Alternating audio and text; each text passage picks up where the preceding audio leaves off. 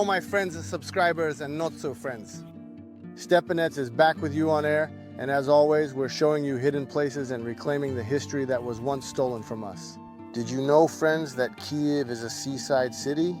At least that's how they tried to position it in the early 1960s, when the massive, powerful Kyiv Reservoir was created, located to the north of Kyiv, starting from the ancient city of Vyshhorod and stretching all the way to the mouth of the Pripyat River, which is one of the major tributaries of the Dnipro. They even put up a sign stating that apparently this is a seaside city.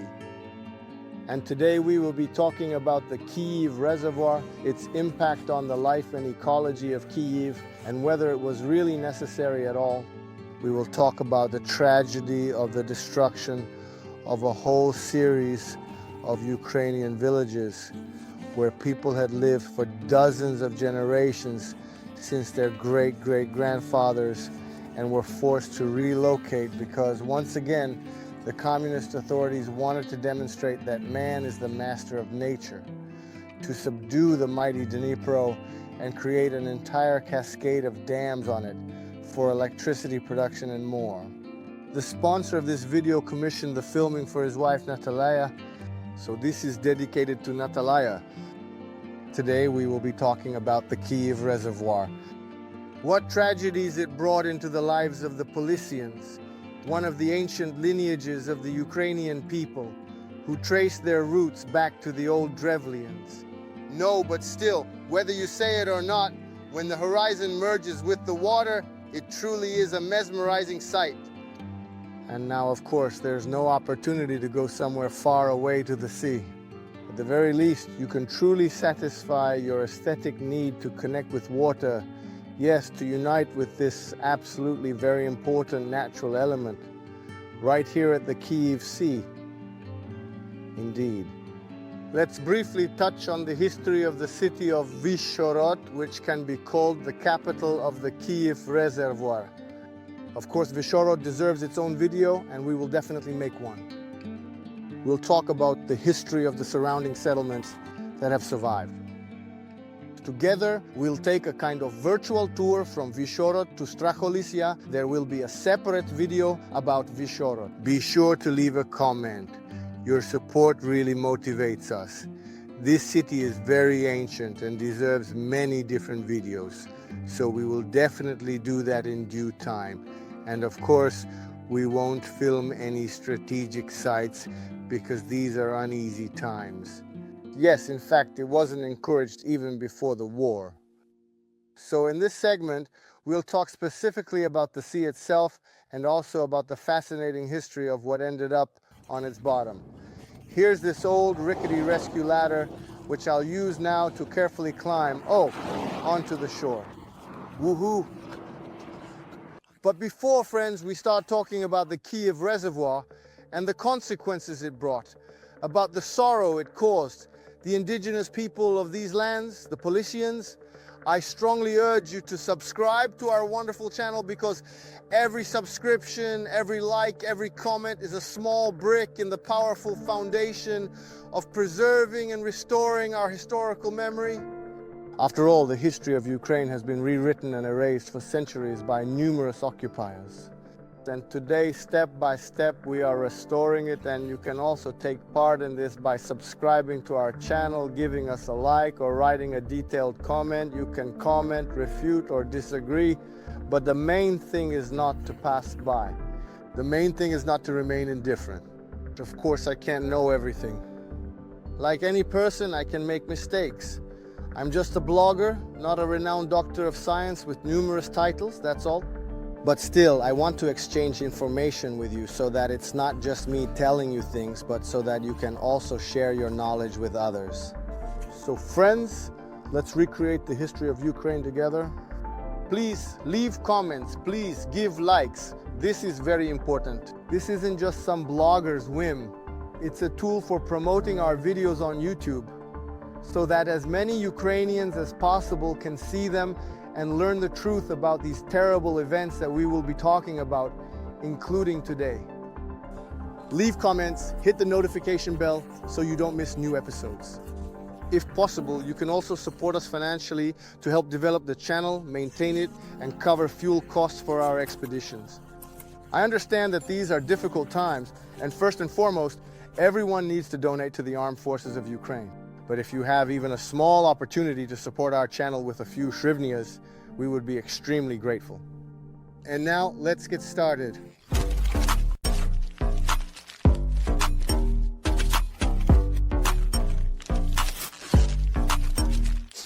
It's important to remember that the Kyiv Sea is not so much a myth as it is a reality. And we're not even talking about the man-made sea on the Dnipro, but about a real ancient sea that existed here before the Ice Age. Today you can still trace its outlines in the local landscape, in the relief of Kyiv. The right bank is straightforward. The ancient cliffs of the old Dnipro, of the ancient Kyiv Sea, reach almost directly to the Dnipro embankment nearly everywhere. The left bank is more complicated.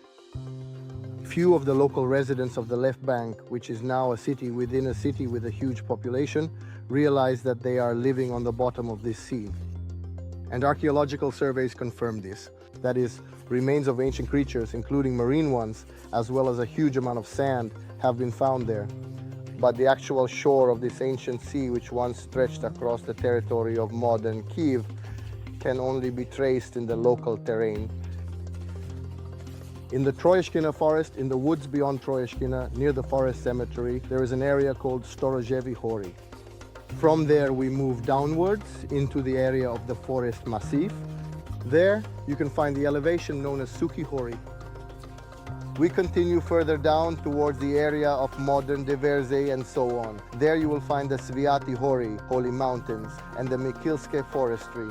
And finally, there are the elevations, where part of the village of Bortnishi is located, which is now a district of Kyiv, including the ancient Bortnishanske cemetery. If we are to believe the signs written at its entrance, it was founded as far back as 1615. So friends, this was the actual shoreline of that sea. Later on, the sea disappeared as a result of the ice ages, and one of the most powerful rivers in Europe was formed, the Dnipro River. And it's also worth mentioning that people began creating artificial reservoirs long before the arrival of the communist regime. By using the famous map of Colonel Ushakov, drawn up in 1695, one can see that on the Libid River alone, 7 different dams had been built, which were already being used at that time to produce grain and grind flour. Similarly, there were as many as 16 mills on the Syrets River. By the way, we will definitely, once again at the request of our subscribers, make a video very soon about Syretska Street. So don't be shy, make your requests. We can, in principle, tell you about any corner of Kyiv. Well, and today we have more of a field trip style excursion. We're talking about the Kyiv Reservoir. And accordingly, as I said, smaller scale reservoirs have existed since ancient times. And even today, there are a huge number of small artificial reservoirs in Kyiv. It's just that people often mistakenly call them lakes. But in reality, these are man-made ponds. They can be found in many of Kyiv's recreational parks. And the operating principle is the same there. A dam or embankment blocks the water, with a small sluice to transfer water from one reservoir to another. But almost all of them are artificial in origin. Nivki Park, Holosivsky Park, Sovsky Ponds, the lower cascades, the upper part, in other words, a large, enormous number of artificial bodies of water created on small rivers, which have turned today into these mini reservoirs. And now it's time for our traditional segment, the Book Collector's Corner. All these books are thematic, about hydroelectric power plants, the Kyiv Hydro Complex, the Kyiv Sea, Vihorod, which I bought on the auction-style marketplace Violity. If you're interested in old items, various antiques, vintage literature, and other collectibles, you can register on Violity. You're sure to find something interesting for yourself. The uniqueness of the city of Kyiv also lies in its location within 2 geographical zones. I remind people of this every time during tours because very few pay attention to such a significant difference in the coloration of the tree cover in Kyiv's parks. For example, compare the Holosivsky forest and Puszcza Wodicya. These are 2 completely different ecosystems with different types of trees. And here, starting from Vishorod and northward to the swamps of Belarus, stretches the Ukrainian Polissia, the ancient land of the Drevlians. We recall Princess Olga as well as the Kyiv Prince Ihor, who went to collect tribute from the Drevlians, and they, unable to endure such extortion, tied him to 2 slender Polissian pines, and then, as we know, misfortune befell him. That's it. We simply won't go into details about what happened to him because YouTube might not like this story. Later on, the Drevlians tribe, neighbors of the Polians who founded Kyiv, transformed into one of the old integral branches of the Ukrainian people under the proud name Polishchuks, meaning the inhabitants of Polissia. The town of Vishorod was founded back in the times during the era of Princess Olga. As is known, it existed even earlier. It has always served as a kind of northern outpost for Kyiv. The ancient Vishorod road led to it, one of the 3 oldest Kyiv roads, which today has become Kirillivska and Vishorodska streets. So the Drevlians lived here. For the most part, there were either small towns like Kabne, Chernobyl, Ivankiv, or a huge number of villages. Unfortunately, during the construction of the Kyiv Sea, about 50 settlements were destroyed, and more than 30,000 people were forcibly evacuated, people who had lived there for generations. You know, even for city dwellers, it can be hard to move from place to place. And what can you say about people who are used to their own forest, their own nature, their enchanting Polissia? And so they were told that within a very short and urgent time frame, they had to leave their well-established homes, places where Polissia people had lived from father to son, from generation to generation. These are people whose legends are always, first and foremost, connected with the forest, with all sorts of woodland tales, where instead of mermaids, forest nymphs roam, where wood spirits dwell, and where all kinds of legendary monsters hide in the swamps, where houses are typically built. Most often, houses are made as log cabins from timber. And one of the oldest and most ancient settlements that ended up underwater turned out to be the village of Rotichi. The fact is, it's worth noting that for the most part, the villages that suffered were those located directly on the left bank of the Dnipro, because that side was flat. And when the Dnipro widened due to the dam's backwater, it began to engulf mostly the left bank villages. But some right bank villages were affected as well. In particular, the village of Rotichi got its name because it was located at the place where the Pirohiv River flows into the Dnipro. And this name, which the wonderful local historian Lavrenti Pokilevich mentions, comes from a play on the words rot, rid, usta, all meaning mouth. The point is that the place where a river flows into another body of water is traditionally called the mouth in geography and in the Ukrainian language. In Russian, this is interpreted as ustai, and ustia is very similar to the word usta, which is Old Slavic. Usta refers to the place where something flows into something else. In the same way, like 2 tributaries that flow into the Kyiv Sea from both sides. Desna is the left hand. Ushitsia, as far as I remember, is the right hand, the Pravitsia. So that's how the right and left hands were called. In other words, the Polissians came up with such a beautiful legend for this story a long time ago. And every community, every settlement had its own name. By the way, it's also very interesting that Lavrenti Pokilevich is buried in one of the villages of the Dnipro-Teteriv Forest Enterprise, quite close to Rotichi, literally on the opposite bank of the Teteriv River. It was this remarkable local historian who preserved for us a vast amount of information about the history and origins of the names of settlements in the Kyiv and Zhytomyr regions. Indeed, his main work is called The Account of the Settlements of the Kyiv and Zhytomyr provinces. So I recommend taking a look at it. Thus, Lavrenti Pokilevich mentions in his work that in the area of the village of Rotichiv, the scholar Eichenwald discovered an elevation of volcanic origin. Later on, this area turned into Diavolici, one of the districts of Rotichiv. An interesting name, Diavolici, something like Diablovici. This was, if you remember, and forgive me if my comparison is perhaps not entirely appropriate, viewers, especially those whom this topic directly concerns. but the name is so ominous, it reminds me of the computer game Diablo. I wonder where exactly it came from. If with Rotici everything is more or less clear, here there's a twist that remained a mystery even for Lavrenti Pohilevich. So in Rotici there was a church of the Holy Trinity which played a very important role in the spiritual life of the residents of this area and the surrounding villages.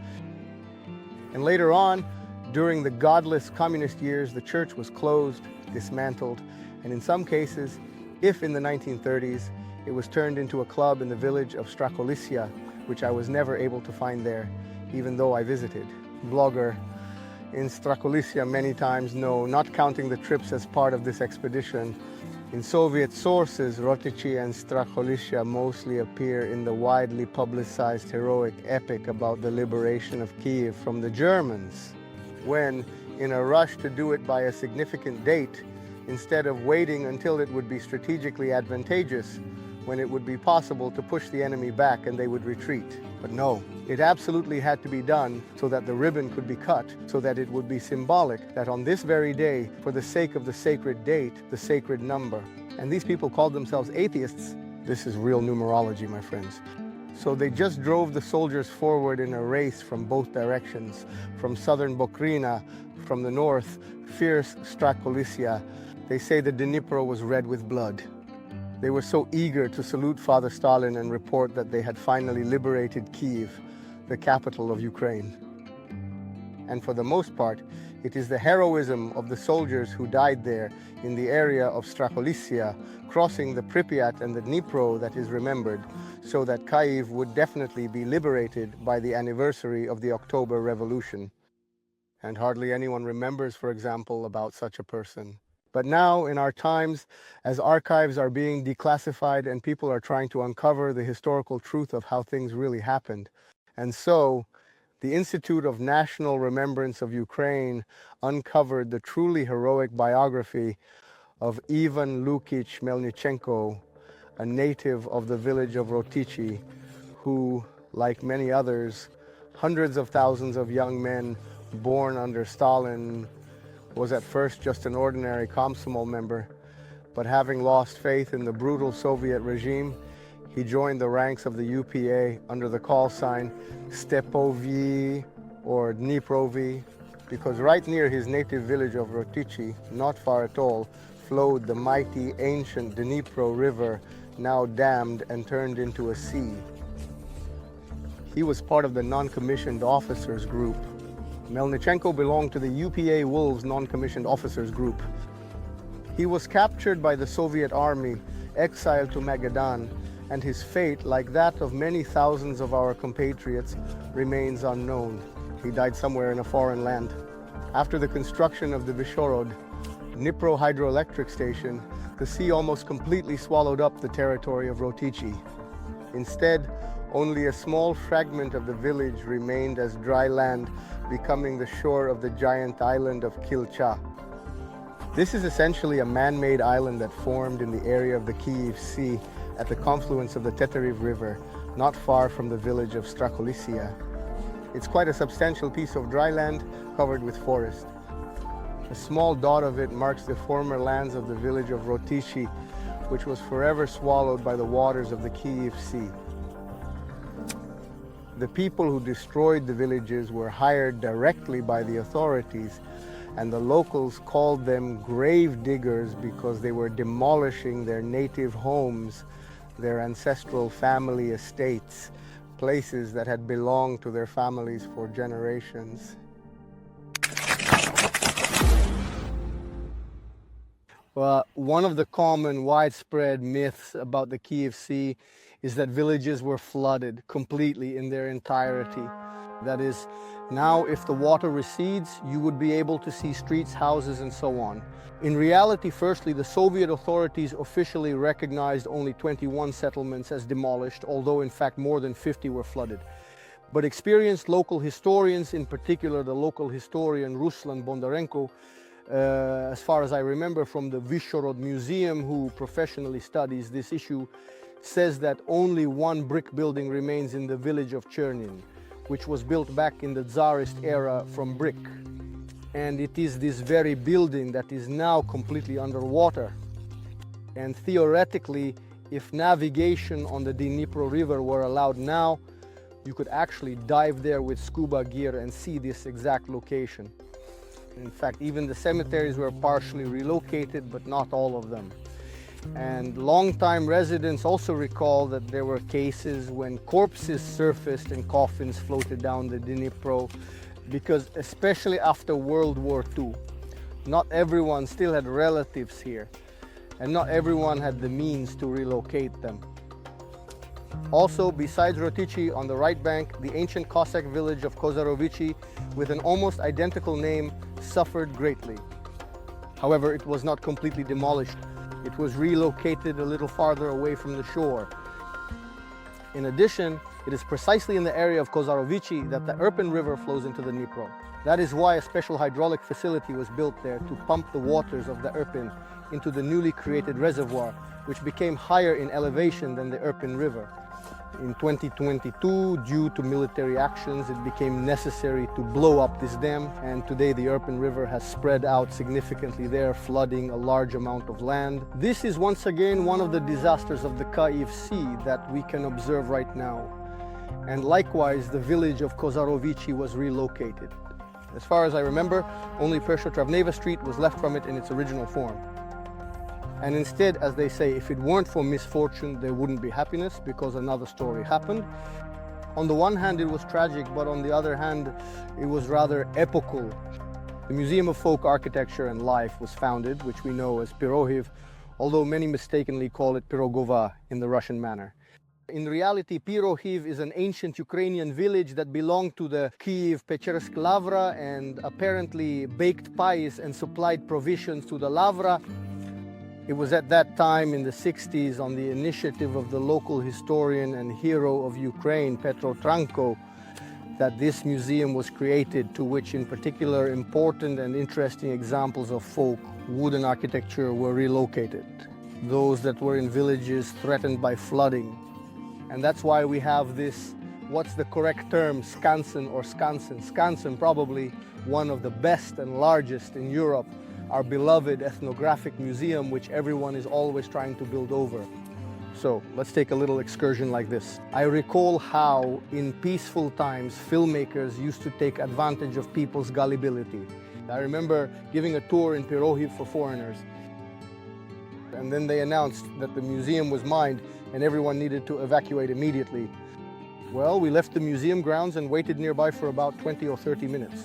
And then we saw trucks arriving belonging to the filmmakers. So that's how they drove people out to make sure they could film something there. So the creation of the museum in Pirohiv was directly connected to the Kyiv Reservoir and the tragedy of the Kyiv Sea. Before the Kyiv Reservoir was built, this place was truly a paradise.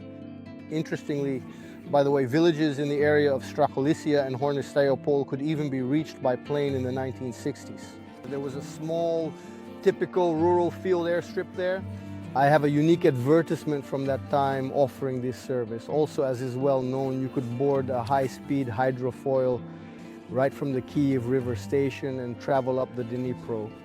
Even after the reservoir was already in operation, it was possible to reach Chernobyl and Pripyat this way. A little upstream from the village of Strakolissia, this story really appeals to me. There was a pier called Vidumka. As recalled by the well-known Ukrainian endocrinologist and writer, the late Mikhailo Hruzov, according to legend, this land belonged to an impoverished landowner named Orlovsky, who wanted to build a pier here, and no one believed him that it would actually happen. And yet, in the end, he managed to turn the swamps and rivers into a pier, which was called Vidumka because he had invented it. But it turns out the story had a continuation, which I only learned about recently. For example, the village of Pisky in the area of Stary Sokoli and Novi Sokoli was previously called Kina Vidumka. That is, these were also Orlovsky's estates. Gruzov also interestingly recalls that before the reservoir was created, the Pripyat River was even swifter. I have swum in the Pripyat many times, and I can tell you that it is a very fast-flowing river, and probably even a master swimmer would just be paddling in place if they tried to swim against its current. And before the reservoir was created, before the backwater was formed, it was even swifter. Once in the town of Chernobyl, when they were ferrying livestock from one bank to the other by ferry. By the way, earlier in the Rotichi area, before the flooding and the creation of the Kyiv Reservoir, there was also a ferry across the village of Teteriv, over the Teteriv River, which connected both banks of the Teteriv. That's why ferry crossings in these places were a very popular thing. So basically this ferry in Chernobyl, carrying livestock, broke loose from the cable snapped, and the cows and bulls, with a terrifying bellowing, were swept downstream. In short, it was total chaos. Emergency services had to intercept them somewhere at the mouth of the Pripyat in the Dnipro, and we rescued those poor animals using speedboats. But now let's just get back to our main story for a moment. This is the tragedy of the flooded villages. By the way, friends, in the village of Demediv, a monument was erected to the flooded villages in the Vysherod region, which were resettled back in 1962. That is, 2 years before the reservoir was filled to its planned level. People were relocated to various places, starting from, oh, there's a lizard crawling around already. There should have been a lizard here somewhere already.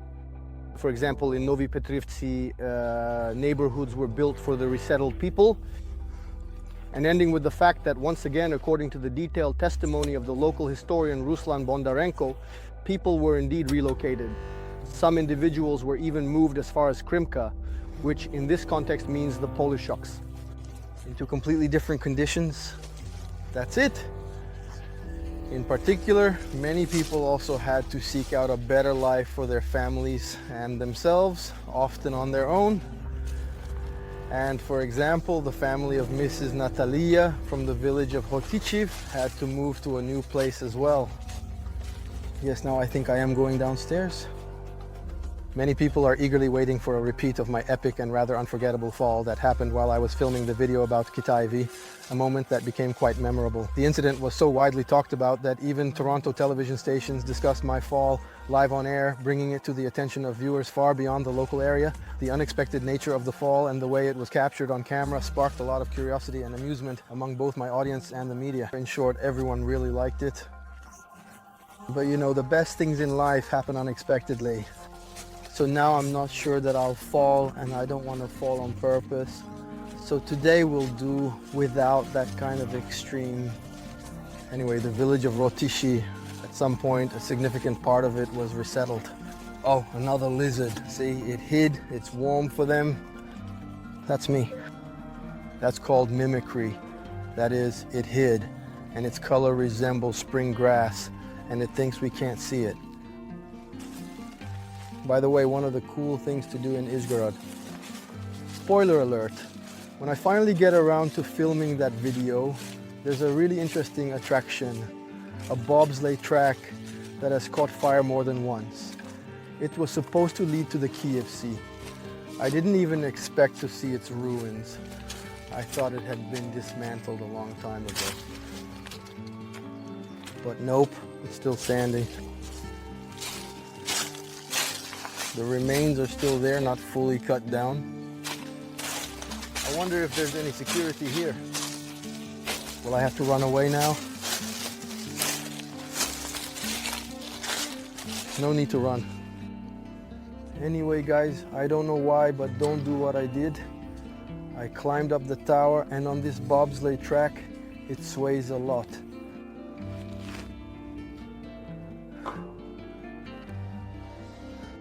So I climbed up this rickety ladder to film for you the remains of the velodrome, this bobsleigh track.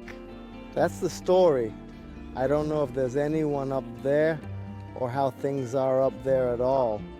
By the way, residents of Vyshhorod and the surrounding areas, write in the comments if you know when this bobsleigh track was built and whether it ever actually operated.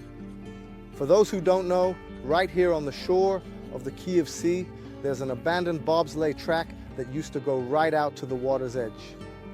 It's an artificial reservoir. Well now, friends, as always, here's something exclusive. I won't limit myself to just my superficial knowledge about the Kyiv Sea. Yes, I've read a lot, but still, as the great sage once said, I know that I know nothing. That's why we'll turn to our regular speaker, a distinguished gentleman who knows everything, without exaggeration, about water, and especially about the waters of the Dnipro. He is someone you already know well, someone I respect greatly, the highly esteemed Professor Viktor Ivanovich Vishnevsky, a hydrologist.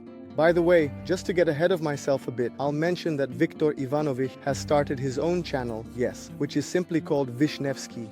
Viktor Vishnevsky. So look it up and watch everything about water and the Libid River straight from the source. Things that neither I nor other bloggers have talked about, as well as much, much more. Today, Viktor Ivanovich will tell us about aspects related to the Kyiv Sea, and especially about what has always worried and still worries Kyiv residents. Will Kyiv be flooded if the dam breaks? Today, our conversation will be about the Kyiv Reservoir, about how it was created, what consequences its creation led to, and overall, how important its existence is for Ukraine today. In my opinion, it was worth creating this reservoir. Today, it plays a rather significant economic role. And a question may arise, what exactly is that role? The most important thing that the Kyiv Reservoir helps with today is producing cheap electricity, which is generated both at the Kyiv hydroelectric power plant and at the Kyiv pumped storage power plant, which, well, not everyone knows about. The pumped storage power plant is located not far from the city of Vyshhorod. And if you look at the map, or better yet, at a satellite image, you can see an elongated reservoir that ends with 6 massive pipes through which water traditionally moves at night into the upper reservoir. And during peak hours, this same water flows through these huge pipes, generating the electricity we so desperately need. So, power generation is the first important aspect of the economic use of the Kyiv Reservoir. The second important aspect of the Kyiv Reservoir is that, surprisingly, it protects the city of Kyiv from flooding, which occurs periodically. Kyiv residents who are already quite advanced in years may remember that in 1970, and then again in 1979, there was severe flooding on the Dnipro River. And thanks to the Kyiv Reservoir, it was possible to somewhat lower the water level and accordingly reduce the flooding in Kyiv. How does this work? This is done by taking into account the flood forecast as well as by pre-releasing water from the reservoir before the peak flow arrives. So, if it weren't for the Kyiv Reservoir, at least once every 5 years, some part of Kyiv would experience minor flooding, and once every 20 to 30 years, there would be quite significant flooding. Today, this is no longer as relevant as it used to be. But in the past, the Kyiv Reservoir was also used for fisheries and river transport. We used to have navigation with even Belarusian vessels traveling along the Dnipro and transporting certain cargo to Belarus. Now, in the context of war, and given Belarus's particular stance, of course, such navigation no longer exists, but in principle, it could potentially be restored. And finally, the reservoir is also used for recreation. Residents of Vyshhorod can easily go out to the reservoir shore. In the summer, the water there warms up quite well, so people can go swimming. Some people might go fishing, and that's actually quite convenient. At the same time, when the reservoir was created, a rather large area had to be flooded. If you look at reference sources, at its normal retaining level, the Kyiv Reservoir covers an area of 922 square kilometers. That's what the reference books say. In reality, over the 60 years of the reservoir's existence, a significant part of it has silted up and become overgrown. This is primarily its upper part, near the border with Belarus. And now the area of the reservoir is about 100 square kilometers smaller. In addition, this reservoir, well, when it was created, it actually led to the relocation of probably about 15 or maybe even as many as 20 villages. And this primarily concerns those villages that are located closer to the dam. That's because the water level there rose significantly, in some places by as much as 10 meters. Obviously, in ancient times, when villages were established for convenience, houses were built just a few meters above the water level. Of course, this was done to make sure the area wouldn't get flooded. But of course, not by 10 or 12 meters, as happened when the Kyiv Reservoir was created. The villages that suffered the most from the flooding were those located near the left bank, which is particularly low-lying, and even a slight rise in the water level in 1961 to 1962 led to that area being flooded. Of course, the people living there were informed about this in advance. They received some sort of understandably nominal compensation during the Soviet Union era. But for probably thousands upon thousands of people, it was a tragedy because they had to leave their homes, the places where their grandfathers and great-grandfathers had lived. Now, about the Irpin River, which is quite a large tributary that flows into the Kyiv Reservoir. Some people might not even know this very well, but this river does exist and it really does flow in. However, it does so in a rather specific way. The thing is, when the Kyiv Reservoir was created, in order to help further reduce flooding at the mouth of the Irpin River in its wide floodplain, a dam was constructed at the river's mouth. And the river's flow is then pumped out using a dedicated pumping station. It is located near the village of Kazarovichi, and this operation has had to be carried out for 60 years now because the river keeps flowing and there's simply no way to change that. Of course, the water is pumped out at night when electricity is a bit cheaper and there is a slight surplus. But I repeat, this has to be done constantly. However, as is well known, on February 24, 2022, the large-scale Russian invasion began.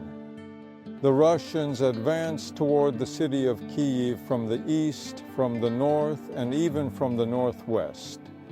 And so, in order to halt this enemy onslaught, a decision was made to destroy the sluice gates on this structure, and that was done. After that, water from the Kyiv Reservoir began to gradually fill the floodplain of the Irpin River, which of course the Russians had not anticipated, because under normal conditions the Irpin River is 15 to 20 meters wide. But after the water level rose at its mouth, in some places the width reached up to 1 kilometer. Well, the Russians were unable to find a pontoon crossing 1 kilometer long, especially since no one had planned for that, and in the end they had to retreat from there, leaving behind a significant portion of their equipment. Now, a few words about the current negative impact that still exists due to the presence of the Kyiv Reservoir. It lies in the fact that there is a relatively small but still present occurrence of algal blooms in the reservoir. It is less pronounced than, for example, in the Kremenchuk Reservoir or in the Kamyansky Reservoir, and this is due to the specific characteristics of the water flowing in the Dnipro River and its largest tributary, the Pripyat, as well as the fact that this reservoir is the coldest one, with cool water present both in summer and in winter. When the water is cool, blue-green algae do not develop as intensively as, for example, in the reservoirs located downstream. And in addition, in some areas there is what is called wave erosion of the banks. And well, in certain places, the shoreline has receded by as much as 20 or even 30 meters. Of course, this is not very good. Some sections are protected. But as I said, the reservoir has already existed for 60 years, and the banks have more or less stabilized, and this process of shoreline erosion has also slowed down. With the arrival of warmer weather, which is really coming, it makes sense to visit the city of Vyshhorod and find an opportunity to admire the views of the Dnipro as well. In particular, from the right bank, in the city of Vyshhorod, you really get beautiful views, and of course the residents of this city, well, take advantage of that. Actually, this happened quite a long time ago. Most of the villages ceased to exist at the site of the current Kyiv Reservoir in 1962, that is 63 years ago. And there are not that many eyewitnesses to these events left. However, there is a map that was compiled relatively recently, and the value of this map is that it shows where these reservoirs used to exist. I will unfold this map. It actually consists of two distinct parts. The upper part quite clearly shows exactly where the main channel of the Dnipro and its right tributary, the Pripyat, flowed in this particular region and where these villages previously existed. They are marked on this map with this kind of red hatching. It should be noted that the villages, both in the past and now in Polissia, fortunately, were never very large. This is not like, say, in our forest steppe or steppe zones. Some villages have shrunk in size and some, well, have simply disappeared. For example, here you can see a village at the river mouth, and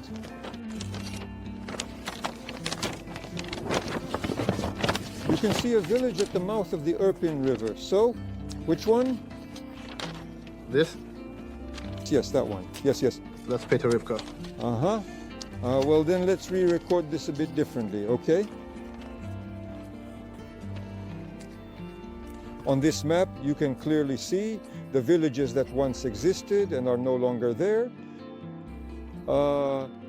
Most of the villages that were not revived used to be located on the left bank of the Dnipro, which is low-lying, and even a rise in the water level there by a few meters led to the entire area being flooded. Villages on the right higher bank had a better fate. In such cases, the lower part of the village would, for example, be completely submerged underwater, while the upper part remained, and the people who lived in the low-lying area simply moved to new, safer territory nearby, and the village continued to exist.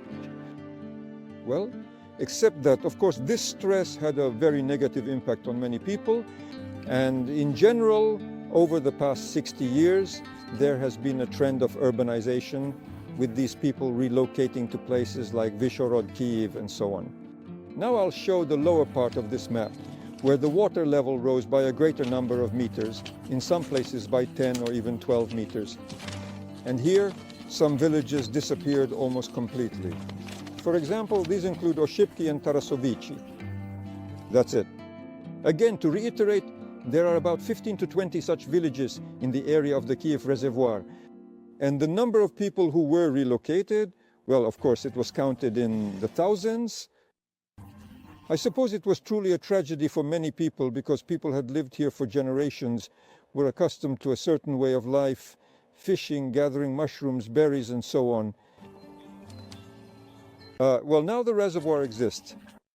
I'll repeat, it serves a certain economic function, and I think it should remain that way because it brings significant benefits, primarily to Kyiv residents, and not only them, since it allows for the production of a large amount of electricity and not just electricity. And it won't flood Kyiv? Now, regarding the flooding of the city of Kyiv, I have repeatedly had to say that there is practically no threat to Kyiv from this reservoir.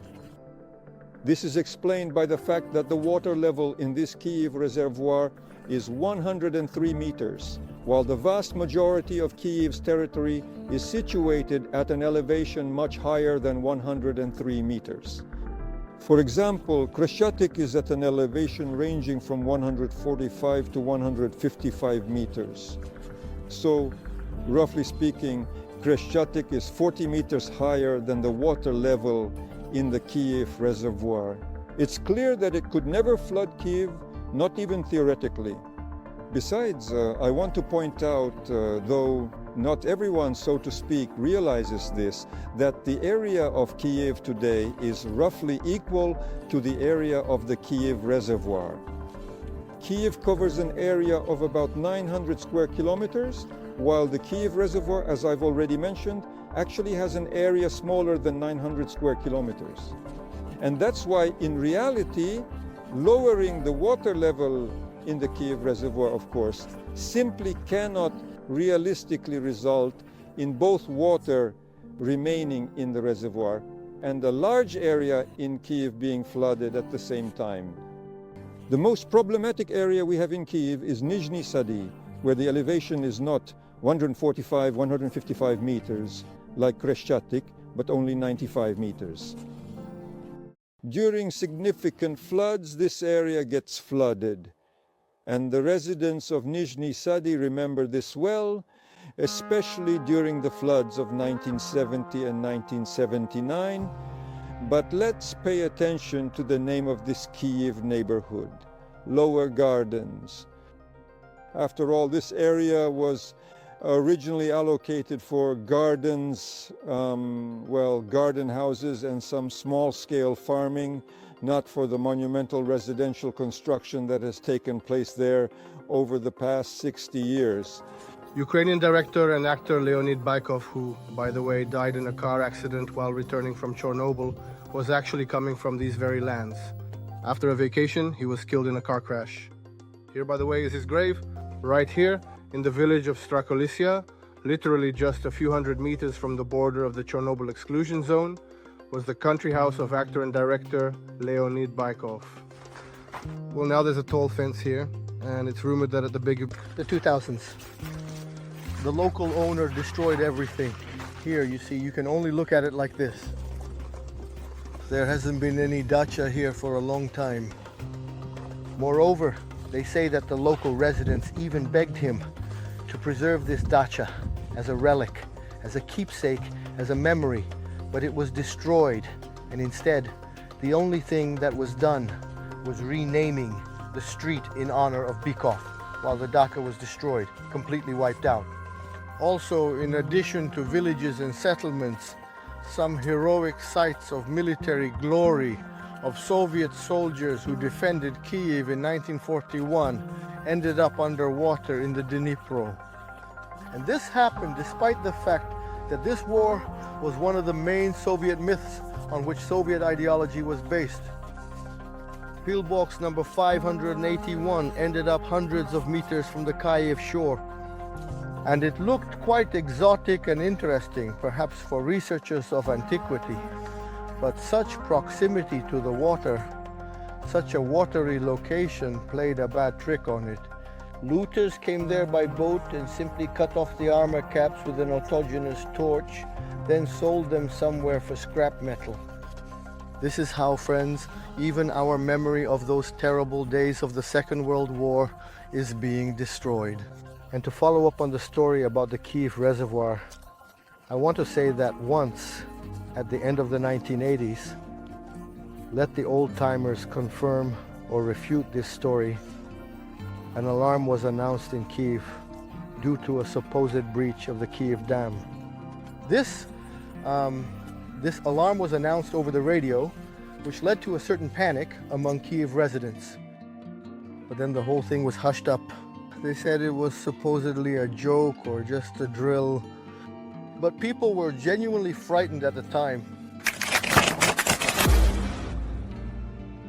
It is known that after the accident at the Chernobyl nuclear power plant, this river traffic was stopped, unfortunately.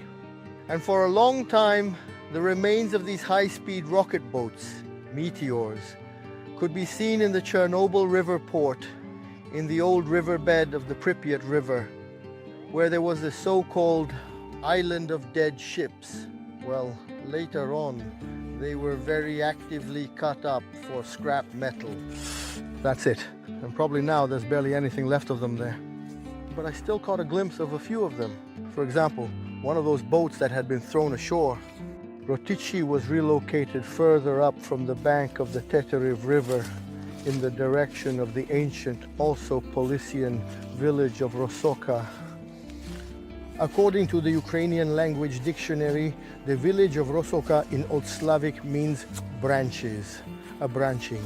Apparently, this referred either to the branching of roads or, as I believe, more likely to the fact that the village was located between the rivers Vuj or Uj or Usha, an ancient Polissian river on which one of the Drevlian capitals, the city of Iskorosten, stood. And on the other side, there is the little river Veresnia, with such a delicate name. So if you look at the village of Rosoka, it is situated exactly between the Veresnia and the Vuj rivers. Therefore, most likely, the name is connected precisely with this fact. Well, let's continue to explore the topic of the relocation of villages from their ancient sites to their current locations. We continue to recount the twists and turns of the Polissians' resettlement, their hardships as they moved from place to place. The fact is, this story did not end quickly. At first, the residents of Rotichi were relocated to the village of Rosoka, which I have already mentioned. This ancient village, situated between the Vuj and Veresnia rivers, became very well known after the Chernobyl disaster. The thing is, it was there on one of the former village airfields, right in the middle of an ordinary field, that about 1,200 pieces of equipment used in the liquidation of the consequences of the Chernobyl disaster were stored. There were also helicopters present there, large and heavy ones, which were typically used to carry loads of dolomite as well as sand, transporting these materials as needed. They dropped it onto the reactor unit that had exploded.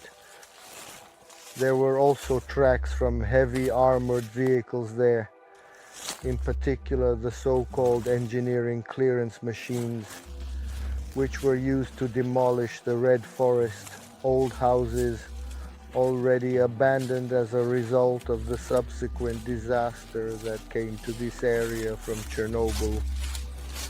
In general, as we can observe by analyzing purely historical facts without any fabrications or exaggerations, it so happened that the northern part of the Kyiv region has repeatedly been associated with tragedy, starting from the meat grinder assaults of Soviet troops in 1943 against German positions on the right bank of the Dnipro. One can recall the flooding caused by the construction of the Kyiv Reservoir, the destruction and submergence of villages, the devastation during the building of the Chernobyl nuclear power plant, the Chernobyl explosion itself, and finally, in 2022, when it was from this very direction that the Russians tried to capture Kyiv. There was even a local legend about a Chernobyl rabbi who was killed by pogromists and who once cursed this land.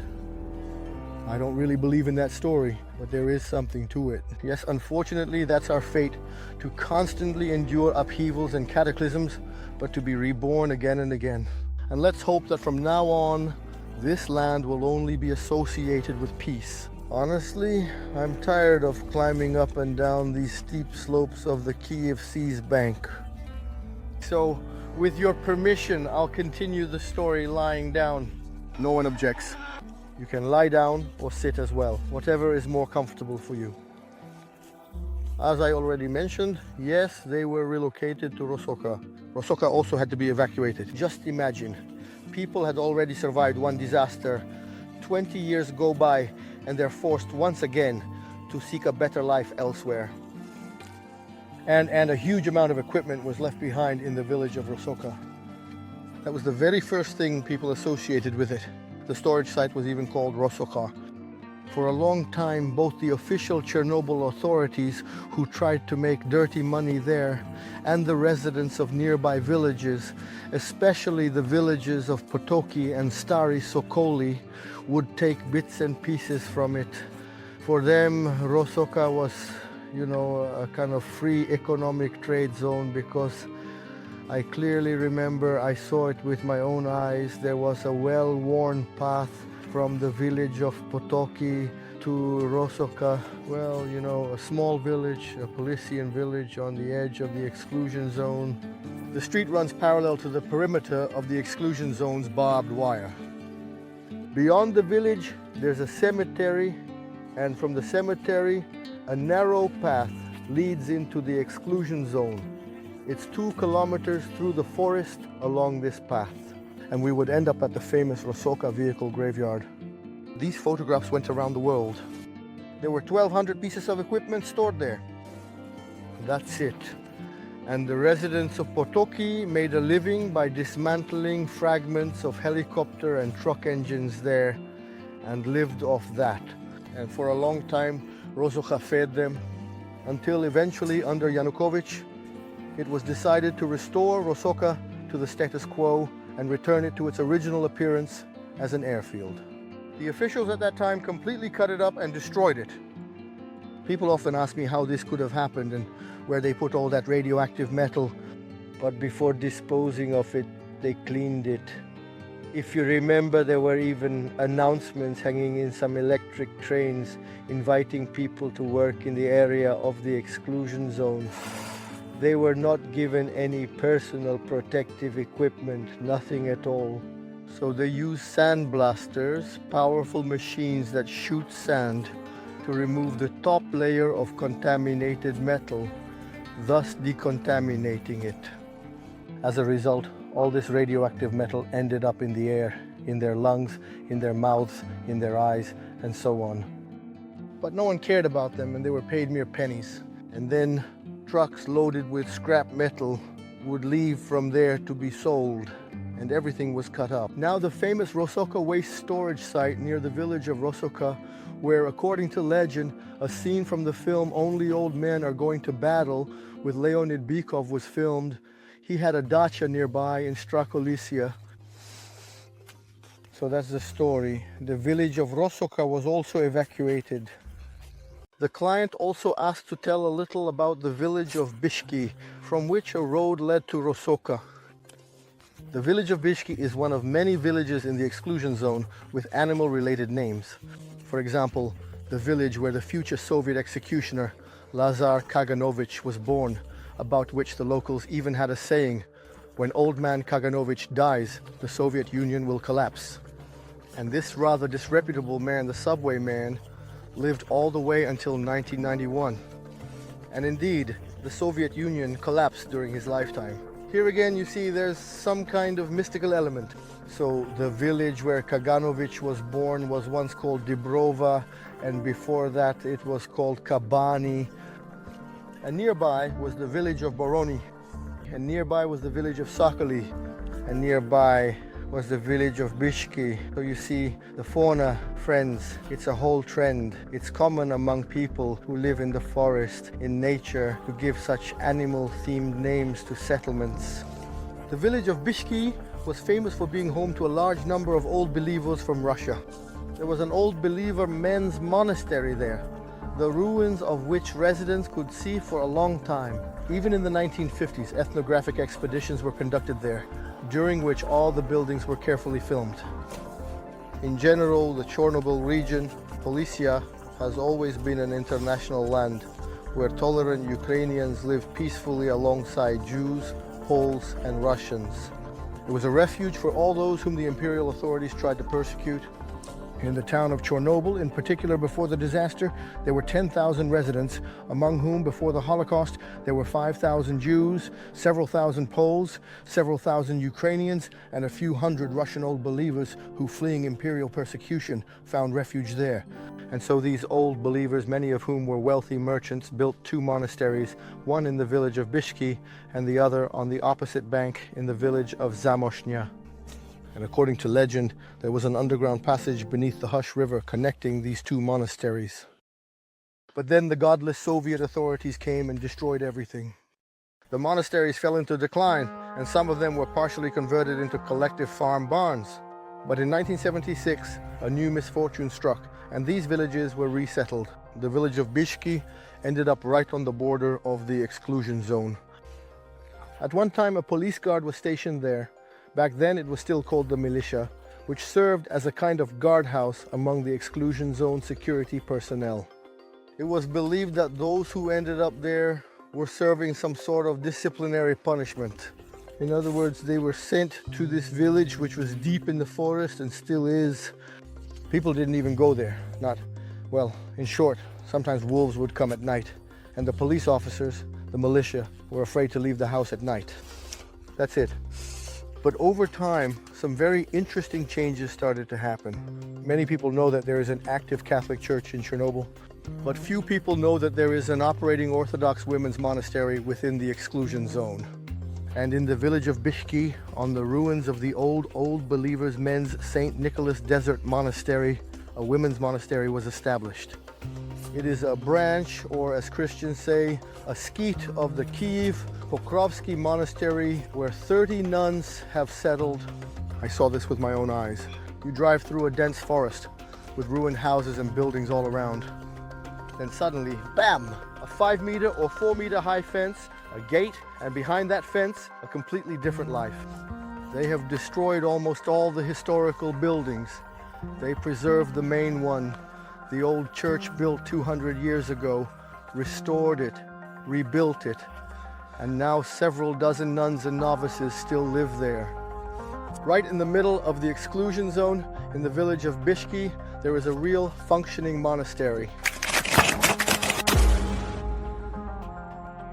And after the Chernobyl disaster, the village of Rosuka was also evacuated. Now there is hardly a single stone left of it. Within the village, only the monument to the soldiers of the Second World War remains, dedicated to the local residents who died on the front lines, while most of the village was destroyed by fire in the post-accident period. And today, the only reminders that there was once a village, there are 2 half-collapsed houses and some former barns. As for the residents of Rotichi, Bichkiv, and Rosocha, they had to look for a new place to live. That place became the village of Straholissia, which after the accident turned into one of the main centers for the disaster response. There, settlements for the liquidators were established, Zeleni Mis and the settlement on ships, Bilye Parokod, where the liquidators lived. It's a little sister river to the Uj, which flows parallel to it and almost joins the Pripyat at the spot where the Pripyat River itself flows into the Kyiv Reservoir. They all meet there together, the Pripyat, the Uj, and the Teteriv. Here, the Teteriv River flows into the Kyiv Reservoir near the village of Straholissia, where Leonid Bykov lived. There are enchanting sandy beaches here. And in 1986, right there where those concrete pillars are, there was the floating liquidators settlement called Bilye Parokod, White Steamboat. And near the village of Straholissia, there was a land-based settlement called Zeleni Mis, Green Cape, where the liquidators lived. That's it. And various stars of the Soviet stage also came here. In particular, even the prima donna Alla Borisivna Bear, Bohachova, visited there. The Teteriv is a very long, winding river. Grouse? Black grouse? Maybe Teteriv. That's right, Teteriv. Yes, that's correct. Its length is about 400 kilometers. Here, it has landscapes that are very characteristic of the Chernobyl zone. Here there are truly wild meadows, wild beaches, just like in the Chernobyl zone, exactly the same. There are such steep banks. The very name of the village goes deep into legend, which says that there was once a terrifying forest here where wolves roamed, and many people began to associate this name with Chernobyl as if it had a negative meaning, so the village was renamed to Zeleny Mis, Green Cape. But still, at the end of the 80s, the residents preferred to return the village to its historical name. Today, despite its proximity to the perimeter of the exclusion zone, the village of Strakolissia is very prosperous. The land there is very expensive. There are estates belonging to people in power, some former politicians who keep enormous farms there with wild animals that live in the forest. In other words, those people who understand life, who have money, immediately saw a recreational area in this place, and no radiation scares them. Although the radiation levels in Strakolissia have normalized, on the outskirts of the village, you can still often find items that belong to the liquidators, and they are indeed contaminated. Although the village itself is located in a very picturesque area, on a kind of cape at the confluence of the Pripyat, the Teteriv, and the Kyiv Reservoir, and above it begins an entire valley of blue lace. Small islands, peninsulas, and islets flooded by the waters of the Kyiv Reservoir. This is a world of its own, a kingdom where poachers find refuge. Of course, before the war, and even now, I hope that this shameful phenomenon had already come to an end before the war. For a long time there was this situation. When the fish patrols would go out somewhere to look for poachers and catch them, those poachers would show them ID cards of members of parliament or high-ranking officials from various major agencies. And what could you do to them? That's why Strakolissia, despite its frightening name, turned into a resort. And before the war, you could see endless streams of expensive SUVs, all sorts of Range Rovers towing jet skis, motorboats, and so on. Everyone was heading to Strakolissia. So now this place of disaster has turned into a kind of blessed resort for relaxation. In 2022, the village of Strakolissia was cut off from mainland Ukraine by advancing Russian troops. Fortunately, the tribe of killers did not go beyond the village of Hornostaipil, where they sent their sabotage and reconnaissance groups who ransacked the local farms there and took pigs and chickens from the people. But they did not reach Strakolissia, and the heroic local fishermen, including one of my acquaintances, Kostya, from the village of Hubin, maybe you know him, let me know in the comments. They risked their lives crossing the waters of the Kyiv Reservoir. It was like a road of life, and brought supplies to Strakolissia and the surrounding villages of Hubin, Hornostaipil, Zorin, and Fruzinivka. They brought food there, and most importantly, medicine for the many elderly people who live there and who once again found themselves at the epicenter of yet another catastrophe. Ukrainians are not to blame for anything. Ordinary, peaceful people who have lived in these forests for generations and have never harmed anyone. But unfortunately, life is not always fair. Well, friends, our story about the Kyiv Reservoir is coming to an end. Let me tell you, we will return to this topic more than once and will continue to explore and develop it. Next up will be a video about the ancient city of Vishorod. It truly deserves it. It's one of the best and most picturesque locations in all of the Kyiv region, without exaggeration. And now I want to thank you for your attention. I hope you found it interesting, informative, not sad, and not boring. Write your comments about what you've seen. Criticize, add to, or refute it. I am always open to healthy, constructive criticism, because I not only want to share information, but also to improve my own knowledge, to accumulate it, process it, and present a finished product so that as many Ukrainians as possible can learn about our true history, no matter what it may be. Send us a donation to support the development of our channel if you have the opportunity. as long as it doesn't hurt your wallet and your donations to the armed forces of Ukraine come first. Thank you again for watching. Wishing everyone peaceful skies. As always, if we're alive in a week, we'll see each other again on the Stepanets channel, right on your blue screens. I promise you that. Sending you all a big hug, wishing you good health and a great mood.